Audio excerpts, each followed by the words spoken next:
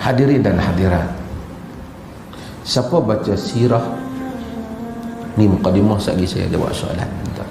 Tapi saya nak penuhi tajuk ni dulu. Saya selalu cerita tajuk ni, saya ulang.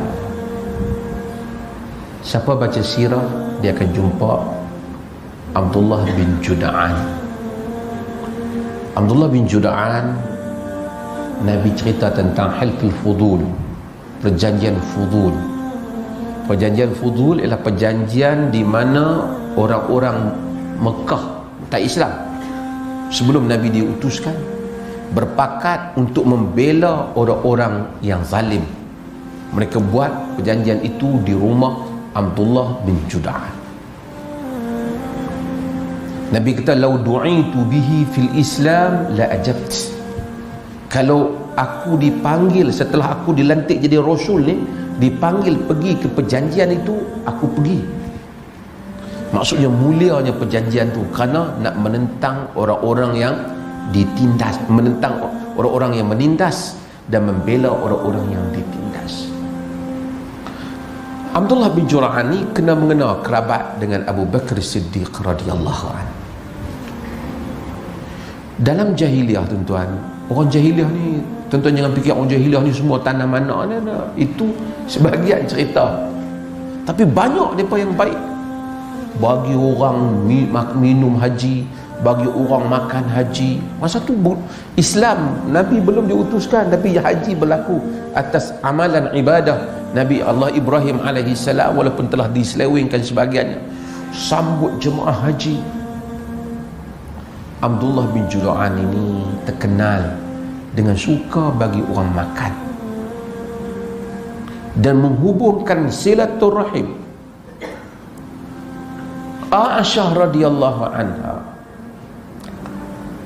anak saudara dia lah, bila dia terkenal kepada Abdullah bin Juda'an, dia tanya Nabi. Dia kata, "Ya Rasulullah, Ibnu Juda'an kana fil jahiliyah yasilur rahim wa yut'imut ta'am, anafi'uhu dhalika nafi'uhu?" Wahai Rasulullah, Abdullah bin Juda'an ni masa jahiliyah rajin hubung silaturahim, suka bagi orang makan. Manfaat tak benda tu kepada dia? Nabi kata, la yanfa'ahu, tak memberi manfaat pada dia, Aisyah. Kenapa? Innahu lam yaqul yawman rabbi ghafirli yawmaddin, rabbi ghafirli khati'ati yawmaddin. Kerana dia, wahai Aisyah, tak pernah satu hari pun dia kata, "Wahai Tuhanku, ampunlah aku pada hari aku bertemu denganmu." Buat baik banyak, tapi tak pernah satu hari dia kata, "Rabbi ghafirli khati'ati yawmaddin." Wahai Tuhan, ampunlah aku pada hari aku bertemu denganmu. Tuan-tuan, kita buat apa pun amalan yang banyak, sentiasa pada setiap hari minta maaf dengan Tuhan. Sebutlah astaghfirullahaladzim, astaghfirullahaladzim, astaghfirullahaladzim, la ilaha illallah wahdahu la syarika lah, lahul mulku wa lahul hamd wa huwa ala kulli syai'in qadir. Astaghfirullah. Sebut sungguh-sungguh, banyakkan istighfar itu. Allah janjikan siapa yang banyak istighfar itu, seperti ayat dalam surah Nuh itu, yursilis samaa alaikum midra. Bukan saja dia ampun, dia turunkan hujan yang banyak. Yursilis samaa alaikum midrara wa yumdidkum bi amwalin wa banin wa yaj'al lakum jannatin wa yaj'al lakum anhara. Dia akan membanyakkan harta kamu dan dia akan menjadikan bagi kamu kebun-kebun dan sungai-sungai. Istighfar bukan nak bagi banyak harta, istighfar mohon ampun pada Allah. Tetapi percayalah, orang yang selalu bangun sahur, tahajud, istighfar, Allah datangkan rezeki yang ajaib kepadanya, yang dia tak sangka dia memilikinya. Hujan yang baik. Sebab tu bila penduduk negeri itu, apabila mereka kekeringan, kemarau, mereka istighfar. Seseorang yang kekurangan harta, istighfar. Bukan astaghfirullahaladzim ditunggu nak ambil, bukan.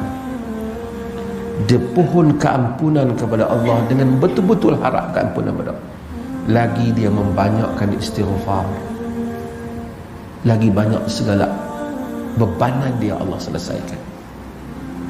Syekhul Islam Ibn Taymiyah rahimahullahu ta'ala, dia ceritakan, kadang-kadang apabila aku hadapi masalah, aku istighfar sehari kadang-kadang sampai 1000 kali, Allah menyelesaikan masalah. Sesiapa yang melazimi istighfar, orang yang selalu istighfar, dia akan melihat keajaiban itu dalam hidupnya. Tuan-tuan, sekarang orang cakap pasal masalah kesusahan hidup.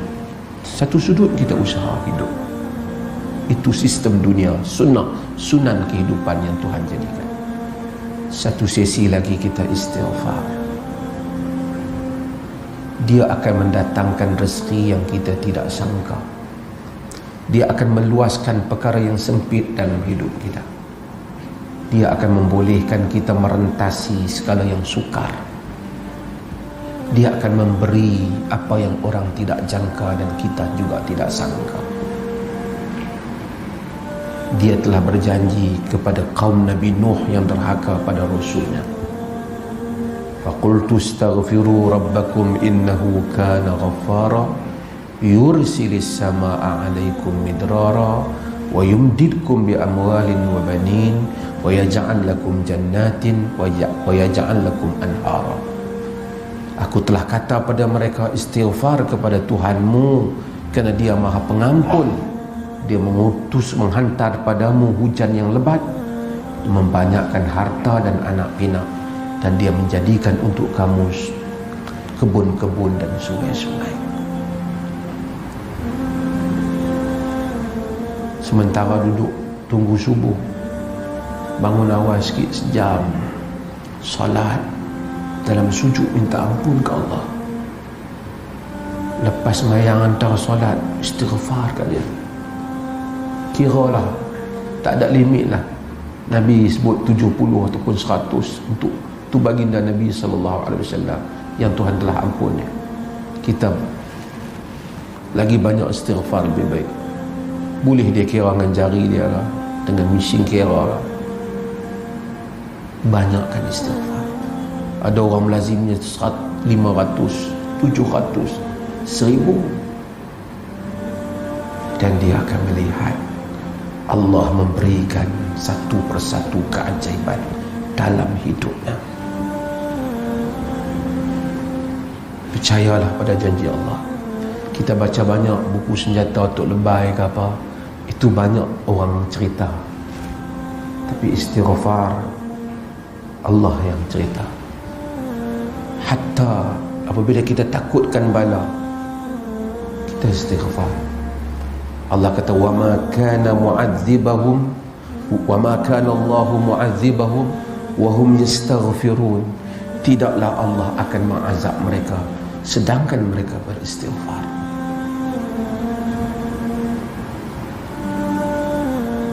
Kadang-kadang hidup kita ada benda yang sangkut di atas dosa kita. Kita istighfar untuk diri kita, untuk kedua ibu bapa kita. Tuhan ajar supaya kita buat baik dengan ibu bapa kita. Antaranya dia suruh kita minta ampun pada ibu bapa kita, memberi manfaat, ampun, diampun ibu bapa kerana doa anaknya.